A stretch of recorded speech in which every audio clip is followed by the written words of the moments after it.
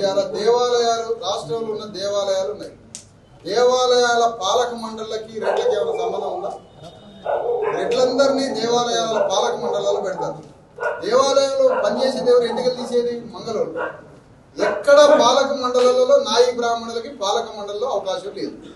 కానీ పాలక మండలిలో స్టాలిన్ ప్రభుత్వంలో తమిళనాడులో సగానికి పైగా మంగళూరులు స్థానిక దేవాలయాలలో ఉంటారు. మండలాలు దేవాలయాల పాలక మండలంలో అక్కడ ఎంటికలు తీసేవాళ్ళు, నాదస్వరం కొట్టేటోళ్ళు. నాదస్వరమే కొట్టకపోతే దేవుడు కూడా పీరిగా అవుతాడు. గుడిలో దేవుడికి కళ రావడానికి నాయి బ్రాహ్మణుడు కొట్టే నాదస్వరంతో దేవుడికి కళ వస్తుంది.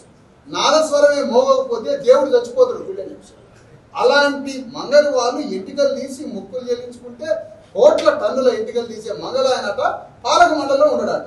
కమ్మళ్ళు రెడ్డోళ్ళు వాళ్ళు పాలక మండలిలో ఉంటారట. మంగళ వాళ్ళకి సగానికి పైగా నాయి బ్రాహ్మణులకి పాలక మండలిలో దేవాలయ పాలక మండలిలో చోటు కల్పించాలి.